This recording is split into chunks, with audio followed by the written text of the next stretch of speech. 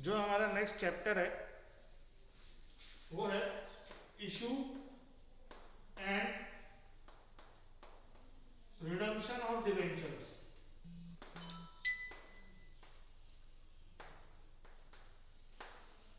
Last chapter में हमने पढ़ा था इशू ऑफ शेयर्स। तो इशू वर्ड आपके लिए नया नहीं है, नया वर्ड है रिडम्पशन। नया वर्ड है रिडम्पशन। रिडम्पशन का मतलब होता है पैसे वापस कर देना। वैसे तो रिडम्पशन का मतलब होता है बदला, ठीक है। अगर नॉर्मल लाइफ में हम रिडम्पशन का मतलब बदला लेना है ना, हिसाब चुकता करना, कई तरह से यूज होता है रिडम्पशन का मीनिंग। जब हम रिडम्पशन वर्ड यूज करते हैं सिक्योरिटीज के साथ, प्रेफरेंस शेयर्स के साथ, डिवेंचर्स के साथ, या ट्रेजरी बिल के साथ, किसी भी सिक्योरिटी के साथ जब हम ये रिडम्पशन वर्ड यूज करेंगे तो रिडम्पशन का मतलब है जिससे पैसा लिया था उसको वापस कर देना, ठीक है। तो ये दो चीजें हैं। आपके लिए अच्छी बात ये है, ये थोड़ा सा टिपिकल पोर्शन था लेकिन ये हमारे सिलेबस से हट चुका है इस साल। सीबीएसई ने जो सिलेबस कट किया उसमें से रिडम्पशन को हटा दिया। सिर्फ इशू ऑफ डिवेंचर्स, जो आपकी अगर आप बुक खोलेंगे तो आपकी इस बुक में दो चैप्टर होंगे, एक इशू ऑफ डिवेंचर के नाम से, एक रिडम्पशन ऑफ डिवेंचर के नाम से। एनसीईआरटी में ये कॉमन चैप्टर है। तो रिडम्पशन के बारे में हमें, ऐसा नहीं कि ये वर्ड नहीं पढ़ना है, लेकिन इसके बारे में हमें ज्यादा नहीं पढ़ना, हमें इशू पे कंसंट्रेट करना है कि डिवेंचर जब इशू किए जाते हैं। अब सबसे पहली बात कि डिवेंचर्स क्या होते हैं।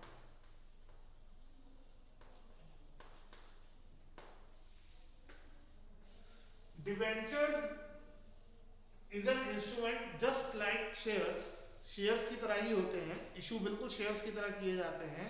The only difference is that कि जो पैसा हमें डिवेंचर्स के बदले मिलता है वो हम पर लोन होता है। हमने क्लास 11th में भी ये पढ़ा है कि शेयर्स के बदले जो पैसा आ रहा है वो कैपिटल है, और जो डिवेंचर्स के बदले पैसा आ रहा है वो हमारे लिए एक तरह का लोन है। तो क्या कहते हैं, जैसे हमने बैलेंस शीट पढ़ी थी, तो बैलेंस शीट में जब शेयर दिखाया जा रहा है वो शेयर कैपिटल की हेडिंग में दिखाया जा रहा है, शेयर होल्डर्स फंड में दिखाया जा रहा है। डिवेंचर्स जो है वो लोन्स के साथ दिखाया जाएगा, जो लोन्स की जो भी हेडिंग होगी आगे हम पढ़ेंगे उसमें दिखाया जाएगा।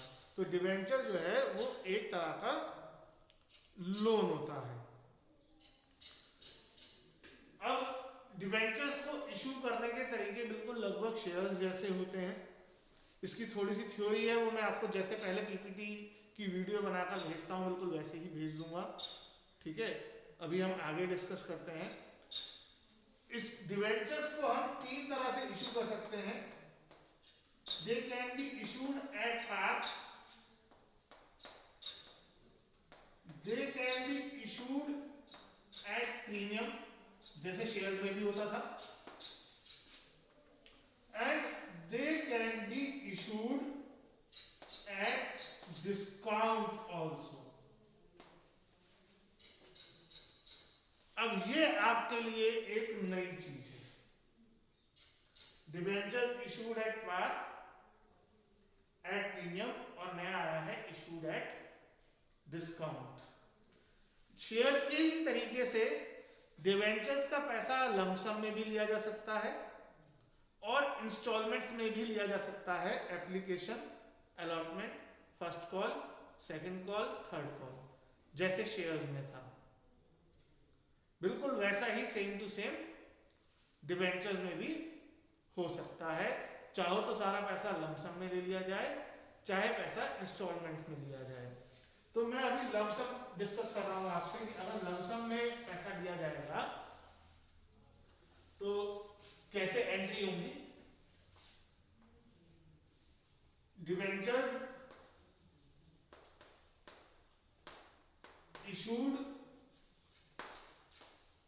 at par and amount received in lump sum. Lump sum का मतलब इकट्ठा सारा पैसा ले लिया, सारा पैसा ही एप्लीकेशन पे आ गया। तो जैसे शेयर में पहली एंट्री होती थी बैंक अकाउंट डेबिट, वहां पे लिखते थे हम शेयर एप्लीकेशन, यहां लिखेंगे debenture application and allotment account. Debenture application and allotment account, ठीक है।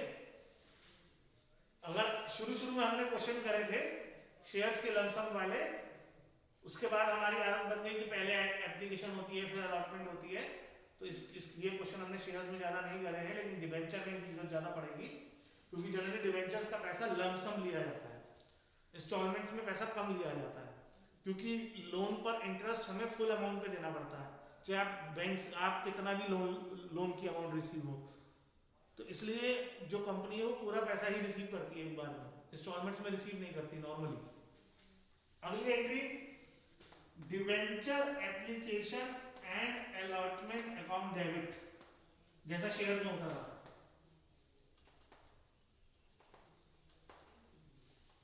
टू, अब ये एक इंपॉर्टेंट चीज है, आपको शेयर्स में बताया गया था दो तरह के शेयर होते हैं, इक्विटी शेयर और प्रेफरेंस शेयर्स।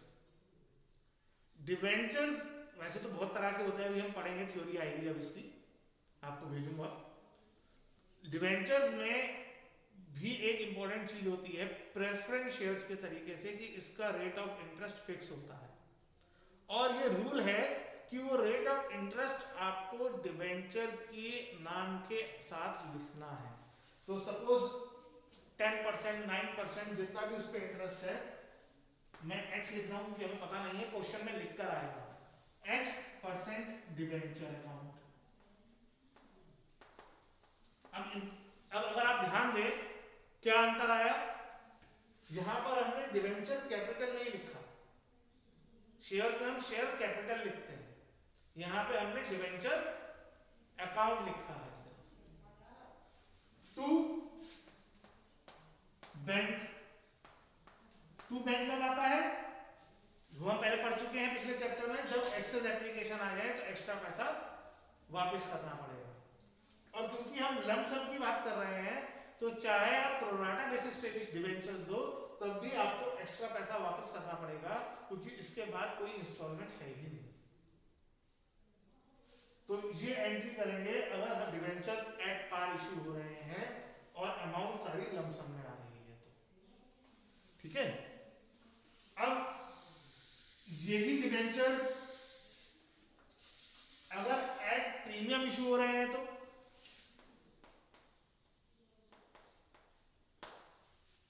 प्रीमियम का मतलब क्या है, फेस वैल्यू से ज्यादा है, ये भी हमने पिछले चैप्टर में पढ़ा है।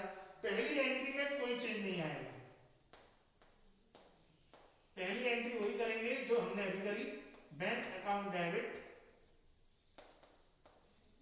To debenture application and allotment account. दूसरी एंट्री में प्रीमियम आएगा, और प्रीमियम कहां आता है, पिछले चैप्टर में मैंने आपको याद कराया था कि प्रीमियम जो है वो हमेशा शेयर कैपिटल के साथ आता है, वही रूल यहां पर भी है, प्रीमियम जो है हमेशा डिवेंचर अकाउंट के साथ आएगा। तो डिवेंचर अकाउंट भी इसमें क्रेडिट होगा,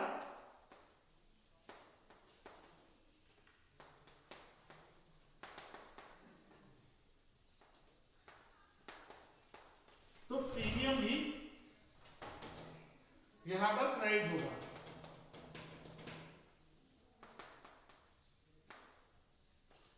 और कोई एक्स्ट्रा अमाउंट है, एक मिनट सर, तो वो रिफंड हो जाएगी, एक मिनट। हाँ, तो अगर आपने नोट किया हो तो शेयर चैप्टर से अब तक कोई चेंज नहीं आया, शेयर चैप्टर बस फर्क ये पड़ा, जहां हम शेयर एप्लीकेशन एंड अलॉटमेंट लिख रहे थे, यहां पर डिवेंचर एप्लीकेशन एंड अलॉटमेंट आ गया, और जहां पर हम शेयर कैपिटल लिख रहे थे वहां पर x% डिवेंचर अकाउंट आ गया। अच्छा, मुझे एक मिनट और दो,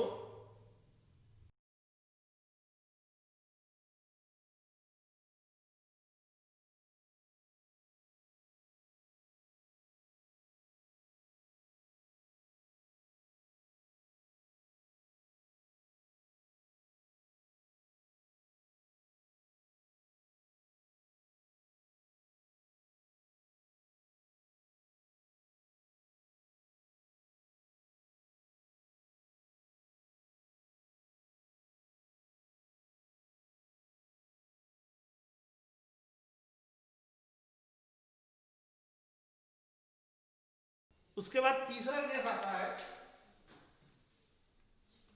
issue of debentures at discount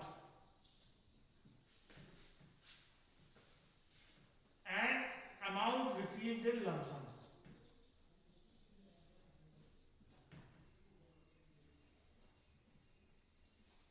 discount का क्या मतलब हुआ, जितने का डिवेंचर है, मान लो 100 का है तो 100 से कम में आप किसी को दे रहे हो। डिवेंचर्स के केस में ये अलाउड है, शेयर्स में अलाउड नहीं था, डिवेंचर्स के केस में ये अलाउड है। तो पहली एंट्री में कोई चेंज नहीं आएगा, पहली एंट्री कभी चेंज नहीं होनी है। पहली एंट्री में तो कितने पैसे आ रहे हैं वो लिखने हैं। Bank account debit to debenture application and allotment account, और दूसरी एंट्री अब डिस्काउंट कहां जाएगा, डिस्काउंट कहां जाएगा, डिस्काउंट जो है डिबेंचर का दुश्मन है। जैसे प्रीमियम दोस्त है, डिस्काउंट जो है वो डिवेंचर का दुश्मन है। जहां डिवेंचर आएगा उसकी अपोजिट साइड में आएगा, इसलिए डिस्काउंट जो है यहां पर डेबिट होगा। Discount on issue of debenture account debit to X% debenture account, और अगर कुछ एक्स्ट्रा पैसा आ गया है तो टू बैंक।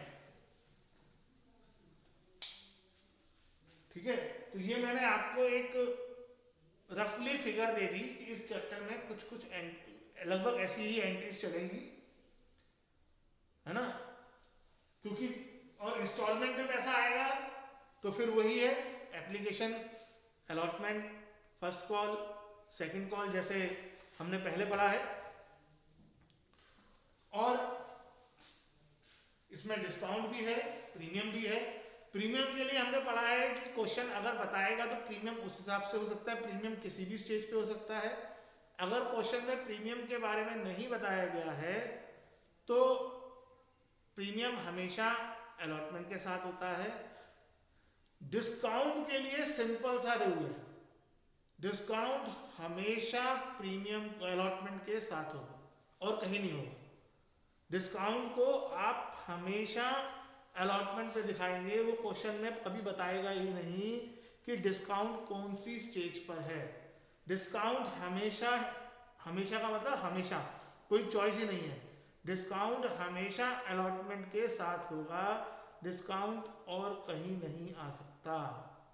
ये बात आप ध्यान रखेंगे क्वेश्चन करते वक्त। वैसे तो जिस चीज़ की मैं बात कर रहा हूँ वो चीज़ एग्जाम में कभी नहीं आएगी, क्योंकि इसमें ये चीज़ें शेयर्स में डिस्कस हो जाती हैं, तो वो कि application, allotment, first call, second call, तो जनरली डिवेंचर से ये नहीं आता है। लेकिन फिर भी आपकी जनरल नॉलेज के लिए ये बताया जा रहा है, क्योंकि क्वेश्चन आएगा लंप सम वाला, इंस्टॉलमेंट्स वाले के चांसेस बहुत कम है, और अगर इंस्टॉलमेंट्स आएंगी भी तो मैक्सिमम 2 आएंगी। ठीक है, तो इसलिए इस चीज़ का आप ध्यान रखेंगे। अब हम कुछ क्वेश्चंस करने जा रहे हैं। कल मैंने क्वेश्चन भेजे भी थे आपको, और आपके अपनी बुक खोल लें। आपका जो बुक, इसको मैं 1 मिनट